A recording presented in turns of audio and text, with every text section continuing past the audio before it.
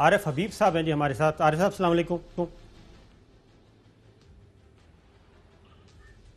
عارف صاحب آپ کو آواز آ رہی ہے؟ جی جی مجھے آواز آ رہی ہے. السلام علیکم. وعلیکم السلام.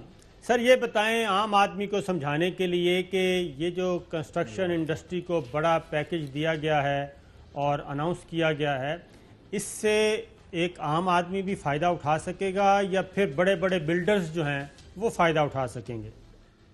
آئی تھنک میں آپ کو اپریشیٹ کروں گا کہ آپ نے اپنا انٹرو جو ہے وہ بڑا کمپریہنسو دیا اور بتایا کہ اس کی کنسٹرکشن انڈسٹری کی کیا اہمیت ہے. جہاں تک کہ آپ کا سوال ہے، اس سے آئی تھنک جو الٹیمیٹ آبجیکٹو نظر آتا ہے اس پیکیج میں، اور جو ڈیمانڈ بھی شروع سے یہی تھی کہ ہمارے ملک کے اندر جو ہے مختلف فیملیز جو ہیں وہ پیسے جمع کرتی ہے، بھائی بہنیں، باپ بیٹے سب پیسے جمع کر کے پھر گھر خریدتے ہیں وہ.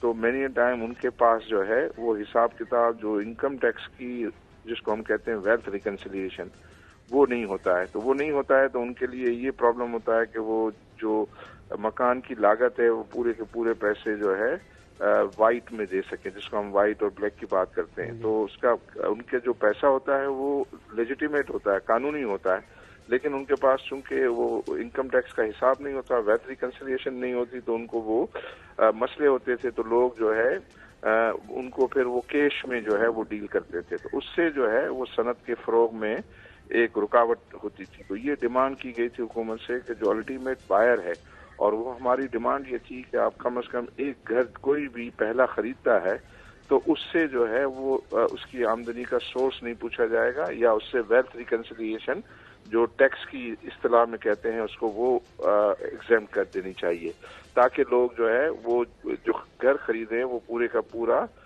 جو ہے وہ آن ریکارڈ اور بائی بک خریدیں.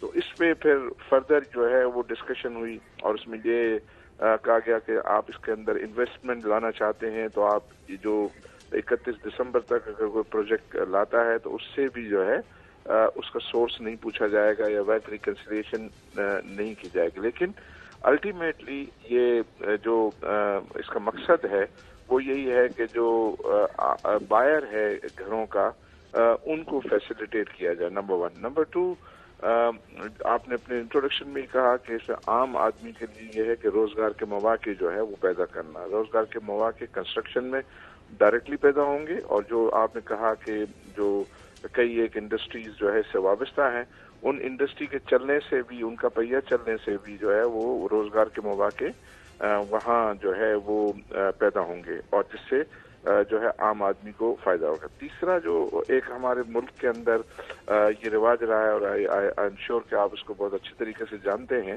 کہ ہمارے ہاں جتنے بھی گھر خریدے جاتے ہیں وہ اپنی سیونگ سے خریدے جاتے ہیں، اپنے پورے پیسے لگا کے لوگ جو ہے خریدتے ہیں.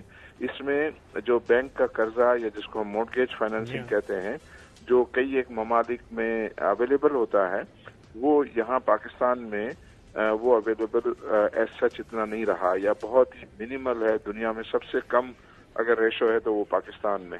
اس کو جو ہے وہ بینکوں کے ساتھ جو ہے وہ انگیج ہو کے اسٹیٹ بینک اور فائنانس منسٹری انہوں نے ابھی 10 میٹنگز کی ہیں بینکوں کے پریزیڈنٹس کے ساتھ. گورنر اسٹیٹ بینک خود اس میں شامل ہوئے ہیں اور ان کو آمادہ کیا ہے کہ وہ جو ہے اس میں جو ہے وہ لوگوں کو مورگیج فائنینسنگ دے. مورگیج فائنینسنگ جو ہے پروپوزل یہ ہے کہ یہ 20 سال کا جو ہے وہ قرضہ ہوگا. لوگ جو ہے وہ منتھلی اس کو رینٹل جو ہے کے طور پر دیں گے، جس میں ان کا اصل اور اس کے اوپر جو ہے وہ شرح سود ملا کے.